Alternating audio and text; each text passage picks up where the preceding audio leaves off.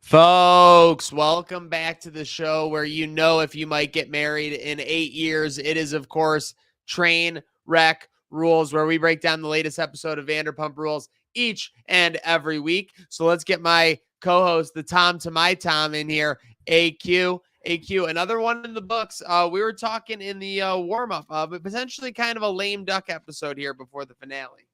Yeah, it really was. I think to be expected a little bit. They can't hit you with 3 in a row, right? We both graded, I think, the last episode pretty high. We had some drama, we had some sparks. I think where my disappointment came in was the trailer for this show looked like we were going to get some fire, like that buildup was going to trickle in to the next episode, and then it kind of just lulled me to sleep. But if I know Bravo and I know this show, they're definitely going to ramp it back up here for the finale coming up. Yeah, like in WrestleMania, Jay versus Jimmy Uso was supposed to be a huge match and ended up falling flat. I think similarly, maybe they were thinking they were going to get bigger impact out of Sandoval Sheena, that storyline telling that was going on in this episode. But the thing there is we all know next week they're going to have another heart-to-heart at whatever formal event they're at, where they're talking about if they're just friends or if they're filming friends and all kinds of stuff like that. So let's get underway. But yeah, so we have Sandoval and Sheena kind of facing off at the beginning of the episode with Kyle Chan. They kind of have a little powwow after they ended last week, kind of throwing bows. Yeah, and that felt a little staged for that segment. But this is typical Sheena. This is typical Sheena and Tom. Like, she's been sort of leaving those kind of olive branches for him this whole time, no matter how bad he treats her. I do think Ariana's right. Like, no matter what he says and how he reacts to her, she still just can't get past it. I think the fact that we heard her talk about him giving her money earlier in the season during COVID and all that, she just can't stop. She just loves her some Tom, and they're OG cast members. They're the only ones, right, remaining. Her, them, and Katie. That's it from the OG cast. They are. That is a pretty crazy, timeline as far as Vanderpump is concerned. Yeah, But so yeah, that's been what, a decade of being on this show together. Yeah, and the ups and downs, of course, that come with that. So I get it, and that was a good point that the Queens of Bravo account made there. So we'll get those to kind of roll along, but we get Dan's debut. So we were talking, throughout this season that the first third was kind of the Sandoval redemption arc. Then you had the last 5 to 6 episodes were kind of classic Vanderpump, classic squabbling, like little drama here and there at parties. And now I think you're kind of getting the ramp up to the finale of these last couple episodes, and I think a part of that is Dan's debut. With that said, the problem is that Dan fell a little flat. MIA, right? Yeah. Yeah, no, it's that this is where I thought the spark was going to come from the last episode due to what we saw in the trailer, right? It was like all this stuff was ramping up. Tom was fighting with everybody. And then on top of Tom having all this emotional issues, he was going to have to confront Dan. Yeah, and they dragged that out. And I think it's going to happen ultimately here. We say he sort of led into that with setting up the show for Sheena, which we'll get into later. But so it's got to come to a head a little bit. But I was honestly like a little disappointed in, like, what's the point of going on a trip with your girlfriend if she's a long distance girlfriend, you don't get to spend all that much time with her, and then you're going to go on this trip and just go off and do your own thing for the entire time. So that seemed a little odd. It almost seemed also a little cowardly to not, like, just get it over with. You're going to meet this guy at some point. He's a part of a show with your ex-girlfriend where they're forced to hang out together. Like, if you're going to be in on this world, just get it over with. And they pushed it off. I don't know if it was a producer thing or a Dan thing, but this had to be a Dan and Ariana thing. Are you kidding me? They probably wanted those two giving each other, Eskimo kisses between Sandoval and Dan. They probably wanted them all on the boat. You don't think they wanted to push it off just one more episode to get us the full season? I mean, I guess so, but when they were filming, I mean, they probably wanted it right from the get-go, like, a little spark. I mean, let's face it, Dan is a pretty timid dude. The thing you made a good point when you're talking about how it was kind of portrayed. The advertising with him saying, like, I'm aware of what he's done was always kind of said in like a unfinished business type of way in the promo, there's something coming. But when you watch this episode and you hear from Dan himself, it's more just in a matter-of-fact way. Like, I'm aware of what he's done. I don't really care. Like, I don't need to talk to him about it. I got nothing. So I don't know out there. Obviously, he won over the women of America when he made Ariana the tacos first, though. By the way. Oh, absolutely. Yeah. And the ironing the clothes, and he's doing all the right stuff. It seems like a bit of an odd relationship. Here's going to be the problem for him in a social situation is no matter how much I hate Tom, he has comfort in this group. Dan's going to come into this group that he doesn't have comfort in, and Tom's going to out alpha Dan in this situation 100 times. He's going to be all peacocked in his weird clothes, and he's comfortable here. So Dan's walking into the lion's den when it comes to being with Tom. If he's going to try to assert himself in any way as Ariana's man, I think Tom's going to win that battle in the alpha outing there. Yeah, no, you're absolutely right. Well, and at the very least, it's going to be Sandoval's last stand because you're right. This is Standoval. Sandoval. With that said, yeah, we got James again. James being the bigger man along, just like he's done all season, comes to Sandoval's show. Do you think that he had a legitimate crowd, or do you think they just kind of framed it that way? Well, this one's a tough one for me because at least on Instagram, it seems like Tom draws somewhat for these clubs and stuff like that. But my guess would be that the people that were going there also knew Bravo was going to be filming at that time. I wouldn't even doubt if that was part of the promotion for this particular show. Yeah, is you that probably there had to was gonna be a sign live something. There's probably a lot of hype. You're right. You're right. So that's going to draw extra crowd anytime you do that. But it did seem like from the stuff we saw on Instagram earlier, because we're still only 5-6 months past the affair, right? At this point of shooting, early on, he was legit getting like stuff thrown at him on stage. It was not a good scene to be at a Tom Sandoval and the extras in the most extra show. It seems like that at least died down, at least for the filming session.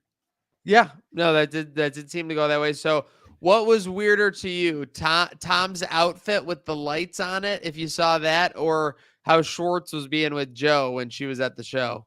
Oh, dude, Schwartz with Joe. I expect it from Tom. He was all over the fucking place. She called him on it in the interview, dude, and she's not wrong. And this has always been my contention with Schwartz is he's so likable. He has so many cool qualities of like as far as a character on this show, but he's such a in such a weird way manipulative and wishy-washy and like weasels his way in and out of situations, and it speaks out of both sides of his mouth at all times, and that bothers me. And it's tough on Joe. We saw her, whatever you think of Joe, she's kind of annoying. She like poured her heart out to this guy, and she's still like she made herself vulnerable for sure, but very vulnerable. I mean, anybody from a peripheral side view can just see how I don't want to say little Schwartz thinks of her, because I think clearly Schwartz likes her to some capacity, but just like how little he ultimately cares about her when push comes to shove from a relationship standpoint. He likes the way she makes him feel. Yep. And with no attachment. Yep. And the fact that he can go out being, 40-year-old Schwartz. And again, I don't hate on no 40-year-olds. I'm just saying, but he admits, what was he saying? He was like, I don't know. He was saying something, but so he's outside. The married in 8 years comment was crazy. Dude, you want to talk about a show of crazy things he said? That married in 8 years could rank up as like a top 10 craziest thing ever said on Vanderpump. He knows what he's doing too. That's my problem. Is he's a smart guy. Yeah, $1, you almost got it. He's just like that. Yeah, he's toying with her, and what stinks is like again, she was super vulnerable for him, and like she's on the brink like with this guy, and he just can't stop toying with her. And so I feel for her in that sense. Yeah, so Schwartz is just making bad decisions after bad decisions. And that continues in San Fran. By the way, San Fran looked like East Aurora, so I don't really feel like I'm missing anything. Not stopping out. Spring in West New York. Spring in East Aurora. But Schwartz decides he's gonna go with the Sandoval roommate situation. I mean, who is advising this guy? Yeah, I mean, I don't know if this is again just for the show. But again, it's him speaking out of both sides of his mouth. Was it last week or 2 weeks ago? He's talking about like, dude, this is so dumb. I can't afford that. This would be a terrible financial situation. Why would I pay that much into something I don't own? And then like apparently a week later, 2 weeks later, he's like, yeah, I'm in. And like proposing to Tom in the situation. Tough for Schwartz. He again just comes back at both sides of his mouth. Doesn't seem like he, again, as a 40-year-old, to be making these types of decisions after he's been burned by Tom. Like he almost lost everything because of the actions of Sandoval, and he still just suckered right back in. Sandoval's he's Joe to Tom Sandoval. Yeah, that's kind of crazy. That's like a human centipede. It's a human Vanderpede thing going on there for sure. I can't believe that he's going. I mean, I can't believe it. I honestly cannot believe it. I thought he was letting him down softly by being like a nice friend. But yeah, I mean, I'm absolutely in shock. So they're out on the boat. I want an honest answer from you. How dangerous was that water situation on a scale of 1 to 10? You think it was plumped up for the show? You can't, the shots that, unless the cast wasn't on the boat during some of the shots that we saw. That boat was getting like 30-degree tilt. Dude, those were like it's like fucking scary. Yeah, like that boat was up and down. Like, and when you're on a smaller, narrow boat like that, like you're feeling that big time. Yeah, so I've spent quite a bit of time out on the ocean on boats, and I want to say those were probably like 8-foot swells, maybe 9-foot swells, which you don't want to be. But I have a tough time because the way they were in the boat, like the captain didn't make them get inside the boat during that situation, which I would think if you're a captain and you're dealing with those kind of swells, you would have everybody inside, not effing around outside of the boat, just from a safety precaution standpoint. But dude, I would get sick in that situation. I've spent a lot of time on boats, but it did not look great. But then it also looked weird how quickly it cleared up. Like they just got through it and they were just kind of quick. What's this? Yeah, that happens with weather, I guess. I guess I could make reason of that. What was crazier, Dan's physique or his hair? The hair. Yeah, the hair was wild. Everybody has that physique. Yeah, that's true. In California, yeah. I would, and reality TV, I would never have guessed that hair was going to go down to his waist. So no, I knew he had like long hair because it's in a bun and it's all bunned up. But I thought it was like shoulder blade length. But we're talking like thigh length. Yeah. James being the voice of reason in the tub. You got the Schwartz Maloney interaction. We all knew that nothing was going to come of that. That was the biggest lame duck all season, that hanging out there. Yeah, but you know what? Katie has been very redeeming as of lately, and if you've watched the show for years, she's been mostly one of my least favorite characters years in and year out. My wife loves her, so she's gonna hate hearing that. But I always think Katie is just like always in the wrong, and here, she's again early season Katie for sure. I think nobody could doubt that. But a lot of these characters have changed. They have, and she is in a tough spot with the Tom stuff because nothing that she divorced him over, she's wrong about. Like, he's selfish. He doesn't care. He didn't give her the things that she needed. He was more interested in his relationship with Tom Sandoval and destroying their relationship over this restaurant and being wishy-washy. And he just didn't prioritize her. And she was right. And she was right to leave him. But she's still has that soft spot for Tom, and you saw that in the most recent few episodes where she's like, yeah, I am your friend. And yeah, like him approaching her about this and her not just like blowing up in his face for all the shit he's done to her, and just kind of just taking him as who he is, showed a good side of her, showed the best qualities of Katie. Yeah, I agree. Okay, so and that kind of gives us our episode. There was a good point, like I said, that Queens of Bravo made here. Let me pull this back up here because this is kind of ends the episode. Yeah, that was basically because at the end of the episode, Sheena's basically telling Sandoval, you can't say anything right now. Like, I just said this and you need to acknowledge it. Like, you can't say anything. And that is kind of the fucked up thing, is that Sandoval he can't get over himself. So that was. But we knew that. We know that. But we do. It's the one thing we knew all. When somebody tells you who they are, believe them. Yep, agreed. So score it out like you're James flying in on the plane from San Fran. What do you got out of 10 for this one? Yeah, I'm gonna go with a pretty round number here. I'm giving this a 5. Super average. We didn't get drama. It was just a lot of conversations, a lot of mature conversations for Vanderpump. So that was cool. But yeah, I think it's just building up. So I'm going low. I'm going 5. Completely average VPR show. Yeah, I am tempted to steal. I'll go 5.5. There were a couple moments where I laughed. There were a couple funny things. There were a couple of VPRS things that I'll give that credit. But yeah, you're right. Super average episode. Not terrible. But for its spot, it was a letdown episode for sure. Yeah. as far as I'm concerned. Speaking of letdown, go to poo poo head of the night. I'll kick this one up. This one's easy. We mentioned it. Bad decision making all night long. Tom Schwartz. I mean, moving in with Seattle. It's one thing to be Scandival. It's another thing to decide to move in with the guy. So with that said, Schwartz gets the poo poo head of the night and getting turned down, putting off Joe for 8 years and getting turned down by Moy. He was missing left and right. The only thing that he won was basically he's like the reek of the friend group now. He's like, I'm back.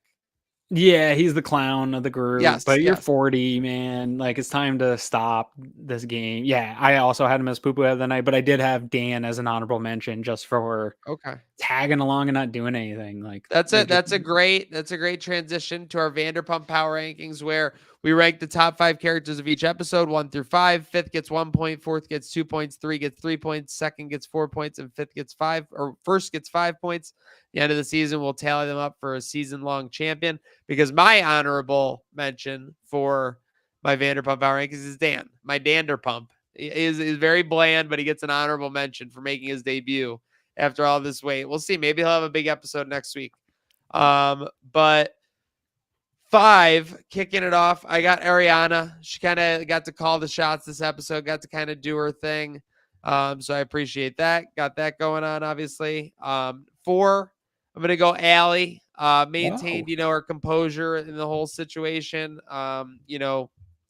Went on a trip, didn't lose her cool in any situation. There's always a win in that in reality TV. It sounds ridiculous, but it's like Greg and I always talk about, like, if you're not talking about an offensive lineman in the post-game show, they had a good game. And who have I been saying all season when she's not involved in the drama is one of the best characters? Yeah.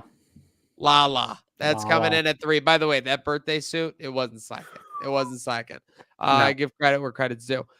James being the voice of reason in the bathtub. He was kind of just having a great time this whole time. He was making his own like DJ set in the plane. I don't know if I would love that, but that was great. And then number 1, again, this I think we might differ, but I mean, I just thought he had a decent episode, and he was driving the boat, having a hell of a time. Our guy Brock. Yeah. Brock with the number 1 of the episode. Mature, great episode from Brock. Gets the stability he was looking for from last episode. Kind of carries that over. Brock gets my 1 spot tonight. I love it. We're not too far off here. So I had Ariana at the 5 spot. I think, again, I've been hard on her, but still showing some levels of maturity through all this and trying to be able to tolerate being around Tom and stuff like that. There was still some eye rolling and cringiness that I don't love of when other people are trying to be friends with Tom. In the 4th spot, I also had Lala. It's her birthday. So shout out to her on her birthday, and she looked fantastic. And not involved in any drama, just carefully, really trying to be supportive of Ariana, really trying to be supportive of Katie. Like, I don't know how this reunion, we've heard the reunion's going to be real hot and spicy.